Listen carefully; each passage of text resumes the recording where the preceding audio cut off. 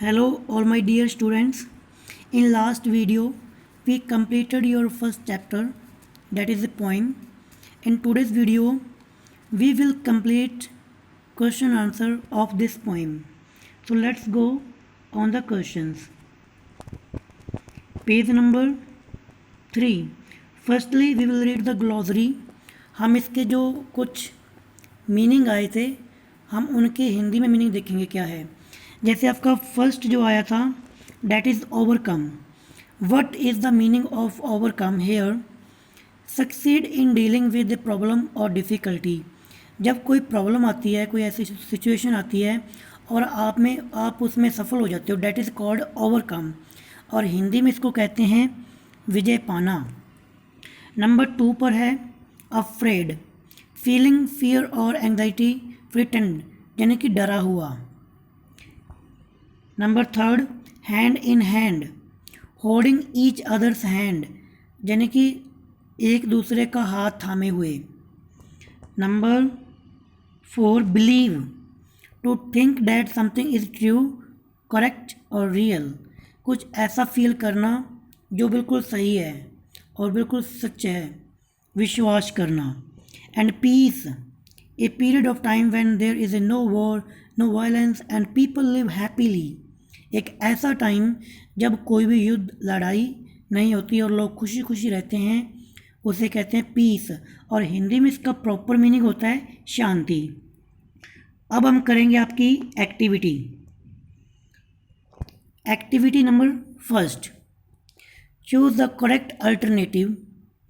Okay, यहाँ पर आपको 4 आंसर दिए हैं, ए, बी और सी और डी. आपको जो राइट है वो ब्रैकेट में भरना है. First question, according to the poet what makes us free. Poet के मुताबिक ऐसी कौन सी चीज़ है जो हमें फ्री बना देती है. Word things according to poet which make us independent और फ्री.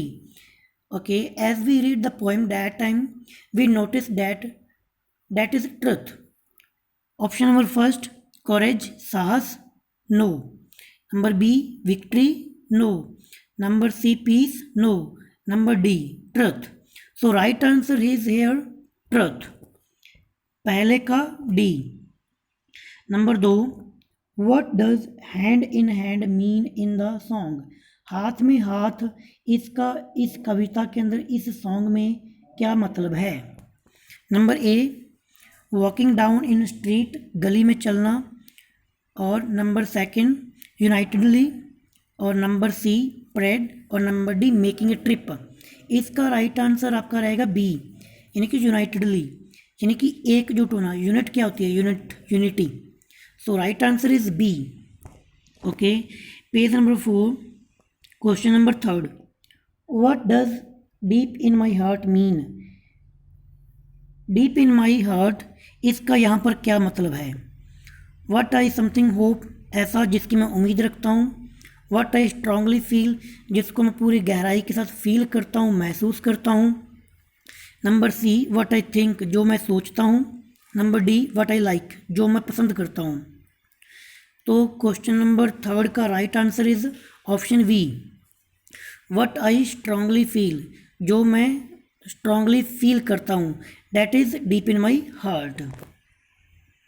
ओके, अब बी सेक्शन. इसके अंदर आपको ट्रू और फॉल्स फिलअप करने हैं. जो स्टेटमेंट राइट है, जो इस सॉन्ग के अंदर थी या फिर इस पोएम में कह लीजिए जो लाइन आई थी, उसके आगे आपको ट्रू लिखना है. और जो नहीं आई उसके आगे फॉल्स. ट्रू यानी सही है, फॉल्स यानी गलत. ओके, नंबर 1,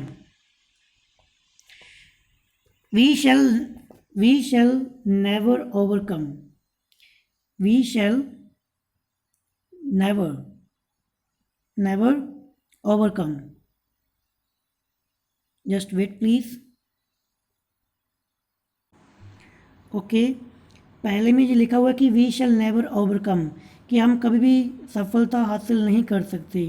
तो ये स्टेटमेंट रॉन्ग है.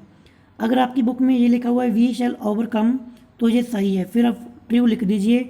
अगर नेवर वर्ड आया है तो आप फॉल्स लिखिए.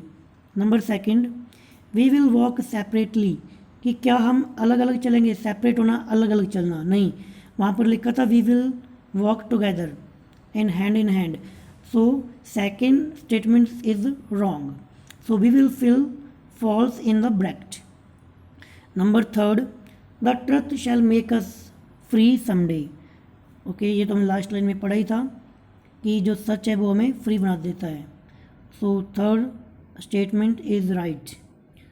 ओके, पहले में आपका आएगा फॉल्स, सेकंड फॉल्स और थर्ड में ट्रू। अब चलते हैं क्वेश्चन आंसर पर। Answer the following questions. Okay, why does the poet say we are not afraid. Poet ने ऐसा क्यों कहता है कि वह डरा हुआ नहीं है। Okay, listen the answer carefully. The poet says we are not afraid because he strongly feels it. क्योंकि इस चीज़ को वो बड़ी गहराई के साथ स्ट्रांगली फील करता है कि वह डरा हुआ नहीं है। So again I am repeating the answer. The poet says we are not afraid because he strongly feels it. Okay, now I am moving question second. Which line in the song tells you that the poet is not peacefully at the present, not living peacefully at the present। यहाँ पे ये पूछ रहा है कि ऐसी कौन सी लाइनें हैं जो ये बताती हैं कि प्रेजेंट टाइम के अंदर पोइट पीसफुली यानी कि शांति के साथ नहीं रह रहा। हमने वो लाइन लास्ट के स्टेंजा के अंदर रीड की थी। Okay, listen answer carefully. The line we shall live in peace someday, जो लाइन थी कि हम एक दिन शांति से रहेंगे, यानी कि एक दिन रहेंगे, this is a future sentence. Future में कि रहेंगे, शैल आ गया ना, शैल और विल फ्यूचर में यूज होते हैं कि रहेंगे। इट मीन्स प्रेजेंट में writer is not living peacefully. Okay, I am repeating the answer. The line we shall live in peaceful someday in the song tells us that the poet is not living peacefully at present. Question number third. How do you feel when you sing this song? जब आप इस song को गाते हो तब आपको कैसा लगता है? How do you feel when you sing this song? Okay, ये एक इंस्पिरेशन सॉन्ग था, so we will write the answer like it. When we sing this song, we feel inspiration to face tough situation with करेज। जब भी कभी हमारी ज़िंदगी में कोई टफ सिचुएशन आती है, हम करेज के साथ उसका सामना कर सकते हैं, हमें ऐसी इंस्पिरेशन मिलती है। We get inspiration from this song to face the tough situation in the our difficult time and situation with courage. So we completed all question answer of your first poem. So if you are new here, then you can subscribe my channel and press the bell icon. We will meet in next video. Bye bye. Thanks for watching.